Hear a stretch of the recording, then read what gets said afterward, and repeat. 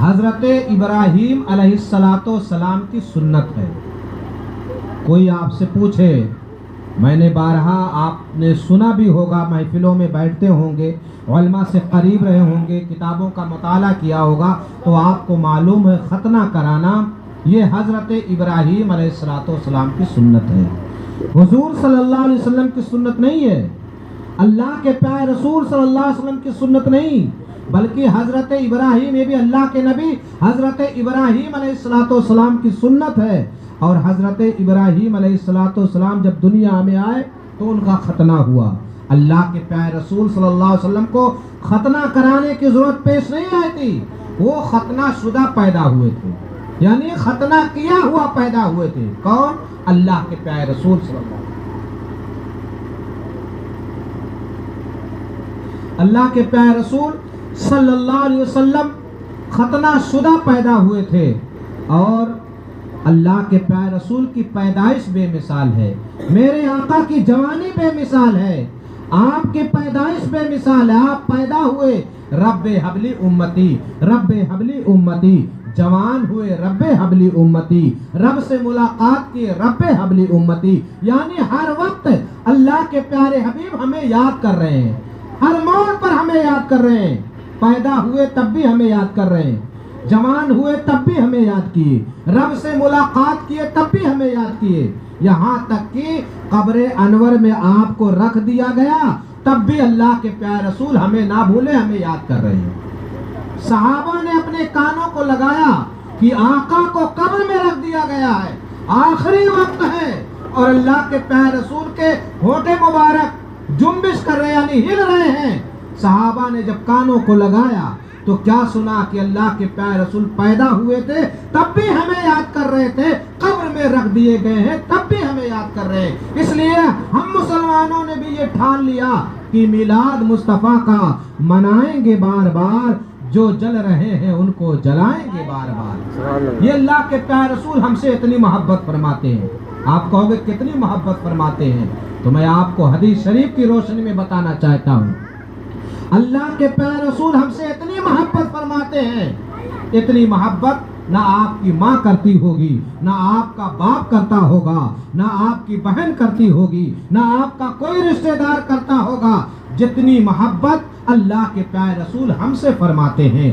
آج آپ کے گھر سے اگر کوئی انتقال کر جائے، کسی کی ماں انتقال کر جائے، کسی کا باپ انتقال کر جائے، کوئی بھائی انتقال کر جائے، تو لوگ کہتے ہیں یہ بھائی کے انتقال پر بہن نے بہت آنسو بہایا، ماں کے انتقال پر اس کے گھر والوں نے بہت آنسو بہایا، بیٹے نے بہت آنسو بہایا۔ لیکن میں آپ سے کہنا چاہتا ہوں ان آنسوؤں کو اکٹھا کرو جو آپ نے اپنے ماں کے انتقال پر بہایا ہے، جو اپنے باپ کے موت پر بہایا ہے، اپنے رشتہ داروں کے انتقال پر بہایا ہے، ان آنسوؤں کو اکٹھا کرو۔ اکٹھا کرنے کے بعد میں آپ سے کہتا ہوں کہ آپ چولہے کی آگ بجھانا چاہو تو ان آنسوؤں سے چولہے کی آگ نہ بجھے گی، چولہے کی آگ نہیں بجھ سکتی ہے، آپ کتنا بھی روئے لیکن وہ کون سے آنسو ہیں جو چولہے کی آگ تو چھوڑ دیجئے، جہنم کی آگ بجھی چلی جا رہی ہے تو کسی اور کے آنسو نہیں ہے، وہ اللہ کے پیارے رسول کے آنسو ہے۔ اور وہ آنسو کس کے غم میں نکلے ہیں،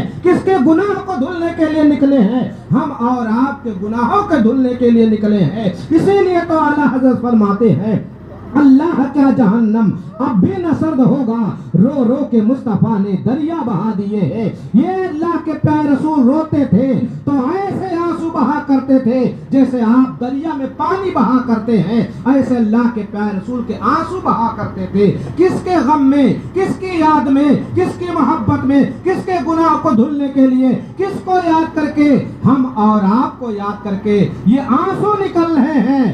ہے کوئی آپ سے اتنی محبت کرنے والا، ہے کوئی آپ سے اتنا پیار کرنے والا، ہے کوئی آپ سے اتنا دل لگی کرنے والا؟ نہ آپ کی ماں اتنی محبت کرتی ہے، نہ آپ کا باپ اتنی محبت کرتا ہے جتنی محبت اللہ کے پیارے رسول ہم سے کرتے ہیں۔ اللہ کے پیارے رسول اپنی پیشانی کو نوکیلے پتھر پر رکھ کر کے رب حبلی امتی کی صدا لگا رہے ہیں، رب حبلی امتی، رب حبلی امتی، اے اللہ میری امت گنہگار ہے، اس کی بخشش فرما دے، اس کی بخشش فرما دے۔ یہ کون یاد کر رہا ہے؟ یہ اللہ کے پیارے رسول یاد کر رہے ہیں۔ اللہ اکبر، اتنے خون نکلے ہیں ہمارے گناہوں کو دھلنے کے لیے، لیکن ہم اور آپ کیا ہیں؟ اللہ کے پیارے رسول صلی اللہ علیہ وسلم فرماتے ہیں نماز میرے آنکھوں کی ٹھنڈک ہے، اور آپ نماز سے دور رہتے ہیں۔ اللہ کے پیارے رسول صلی اللہ علیہ وسلم فرماتے داڑھی میری سنت ہے، آپ چھلا کر کے نالیوں میں پھینک رہے ہیں۔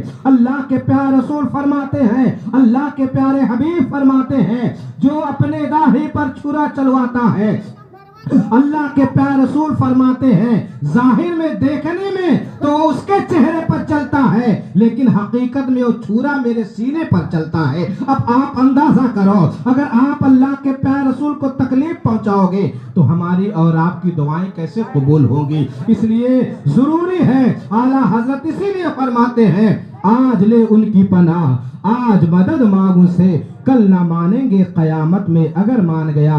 اے میرے ملت کے نوجوانوں، یہ اللہ کے پیارے رسول کی محفل ہے، اور حضرت ابراہیم علیہ السلام یعنی سنت ابراہیمی ادا کرنے کے لیے اس پروگرام کو رچایا اور بسایا گیا ہے۔ یقیناً اللہ نے نبیوں کا بہت بڑا امتحان لیا ہے، بہت بڑا امتحان لیا ہے، اور جو بہت اونچے پر جاتا ہے یقین جانے اسی طریقے سے اس کا امتحان بھی ہوتا ہے۔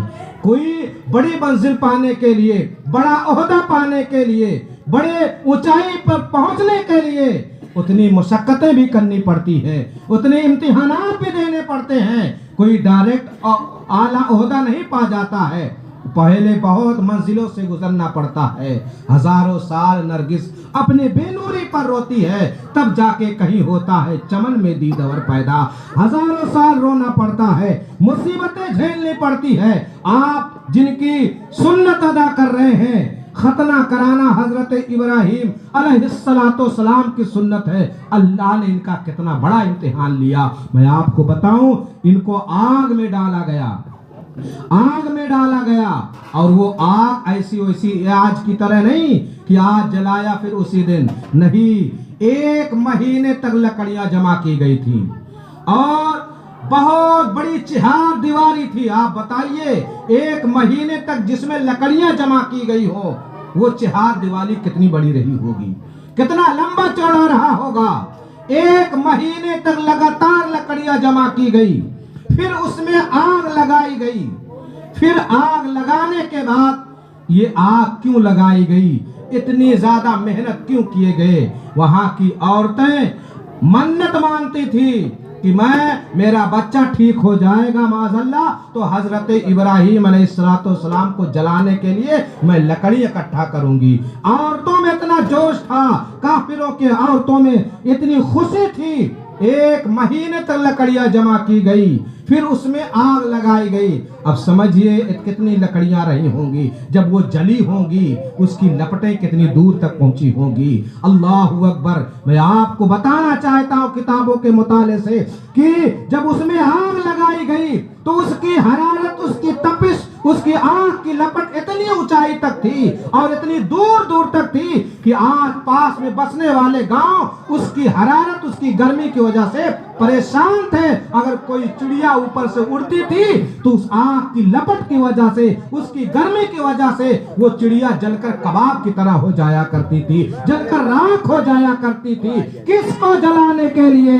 صرف ایک شخص کو جلانے کے لیے، اور وہ شخص اللہ اکبر کا نعرہ لگاتا تھا، وہ شخص اللہ اور رسول کے محبت میں زندگی گزارا تھا، اور اللہ کے نبی حضرت ابراہیم علیہ السلام اللہ کے پیارے رسول صلی اللہ علیہ وسلم کی محبت میں زندگی گزار رہے تھے، اللہ کی بڑائی بیان کر رہے تھے، بتوں کے سامنے جھکی ہوئی گردنوں کو، پیشانیوں کو اللہ رب العزت کی بارگاہ میں جھکا رہے تھے۔ اس لیے دشمن ہزار ہو گئے، اور نمرود بادشاہ نے اتنی بڑی آگ جلائی، یہاں تک کہ آپ کو آگ میں ڈال بھی دیا گیا، آپ کو آگ میں ڈال بھی دیا گیا۔ لیکن یہ امتحان تھا، یہ امتحان تھا۔ آپ کو جیسے آگ میں ڈالا گیا، اللہ کا حکم ہوا۔ کس کو حکم ہوا تھا؟ آگ کو۔ اللہ نے آگ کو حکم دیا، یا نارو کونی برداً و سلاما علی ابراہیم، اے آگ سلامتی کے ساتھ حضرت ابراہیم پر ٹھنڈی ہو جا۔ اللہ نے اس آگ کو حکم دیا، لیکن اس وقت دنیا میں جتنی آگیں تھی سب اس وقت ٹھنڈی ہو گئی تھی، سب ٹھنڈی ہو گئی تھی۔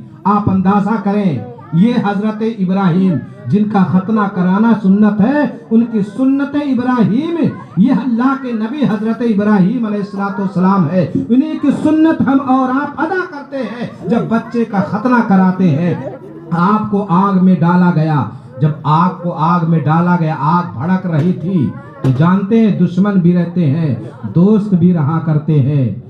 گرگٹ وہ پھونک مارتا تھا کہ آگ اور بھڑک جائے۔ میں آپ کو اس واقعہ سے یہ بتانا چاہتا ہوں کہ آپ نیکیاں کریں اور غلط جو آپ دیکھیں تو آپ منع کریں۔ اگر 50 لوگ کو آپ منع کریں گے تو ایک نہ ایک ضرور کامیاب ہوگا، ایک نہ ایک دن کوئی نہ کوئی سا راہ راست پر ضرور آ جائے گا۔ اگر وہی راہ راست پر آ گیا تو آپ کی زندگی کی معراج ہو جائے گی، اللہ آپ کو جنت عطا فرمائے گا۔ یہ مت کہیے کہ یہ میں منع کروں گا کچھ اثر نہیں ہوگا، آپ کرتے رہیے، اس کا فائدہ کیا ہوگا میں آپ کو بتانا چاہتا ہوں۔ آپ جانتے میرے کہنے سے کچھ نہیں ہوگا، میں آپ کے سامنے بول رہا ہوں، سمجھا رہا ہوں، مجھے معلوم ہے کہ سبھی لوگ عمل نہیں کر پائیں گے، سبھی لوگوں کے دل میں میری بات نہیں اتر سکتی ہے، لیکن کسی نہ کسی دن کسی کے دل میں ضرور اتر جائے گی۔ اگر وہی کوئی ایک بھی انسان عمل کر لے جائے گا تو ہمارا بولنا رب کی بارگاہ میں قبول ہو جائے گا۔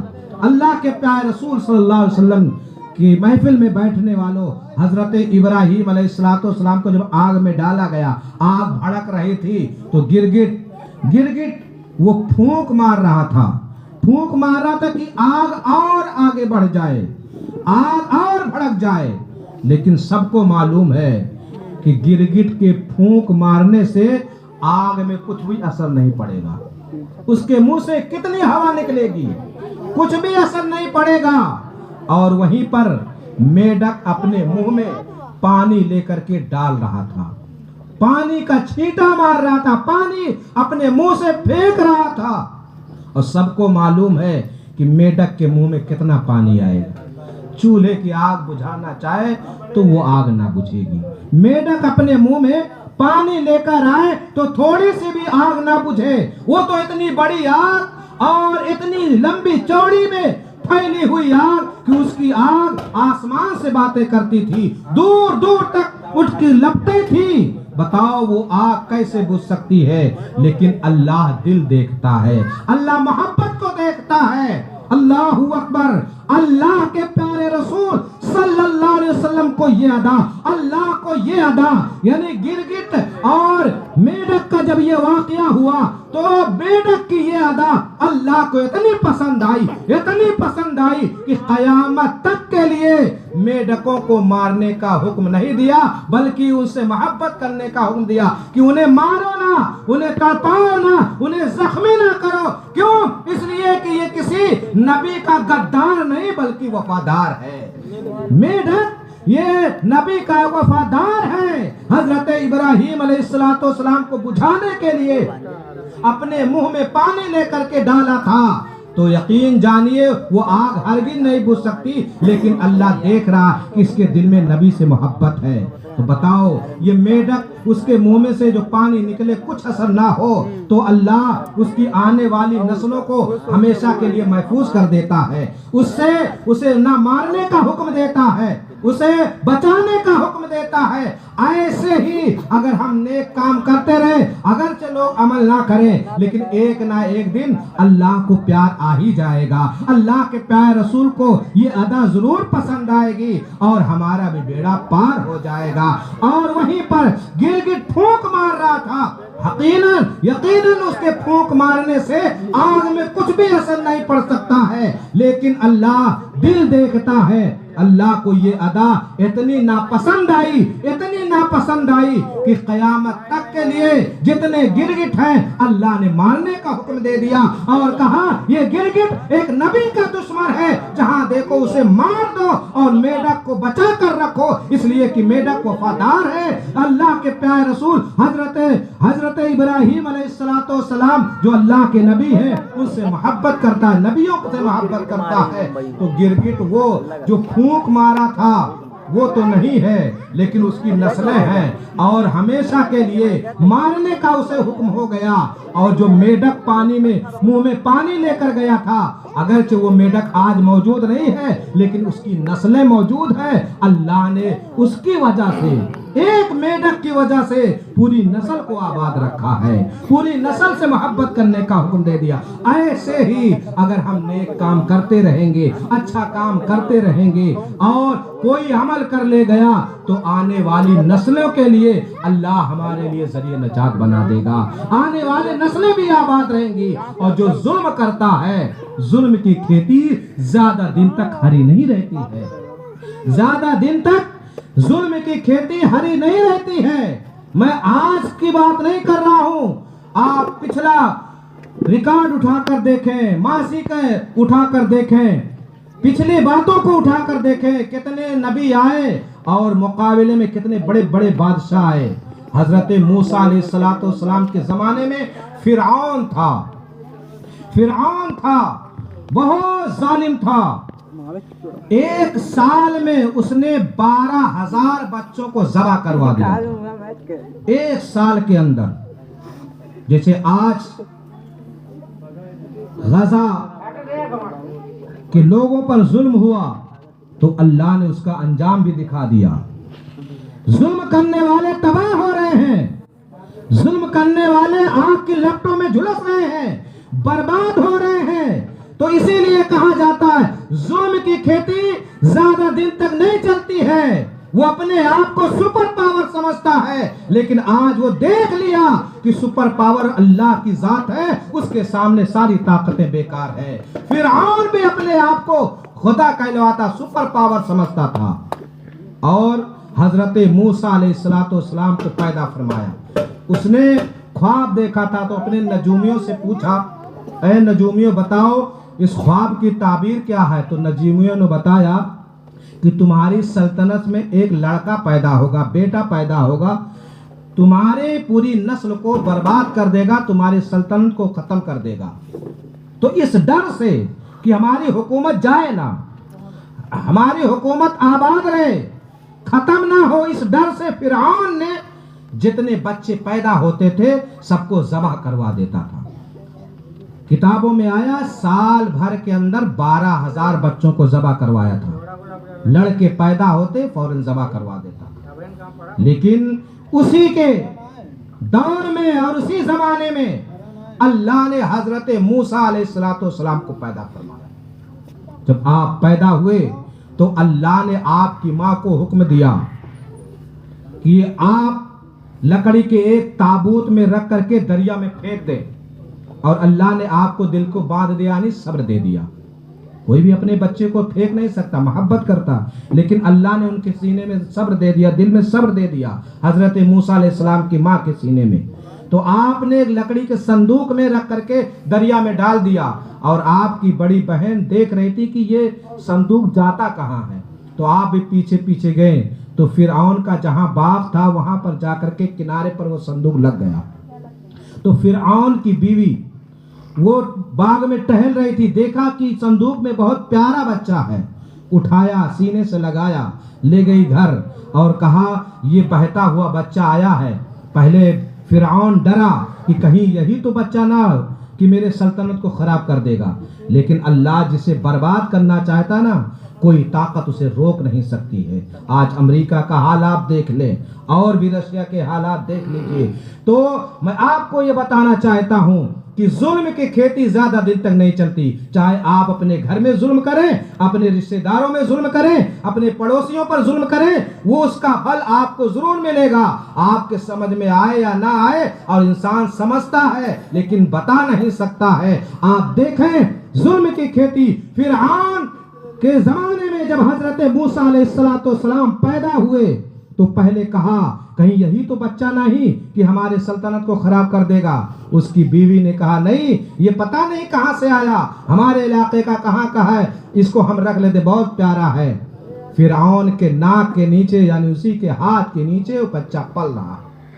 کچھ دن گزرے، جوان ہوئے، پھر آپ نے نبوت کا اعلان کیا، اور جب وہ بیوی لے کر گھر گئی تو اب بچے تھے، آپ رونے لگے، بھوک لگی، پیاس لگی، تو دودھ کی ضرورت پیش آئی، تو بہت دائیوں کو بلایا گیا، بہت عورتیں آئی دودھ پلانے کے، لیکن آپ نے کسی کا دودھ نہیں پیا۔ تو آپ کی بڑی بہن یعنی حضرت موسیٰ علیہ السلام کی بڑی بہن کہتی ہیں ایک عورت کو میں جانتی ہوں، اس کو بلا کر لایا جائے گا۔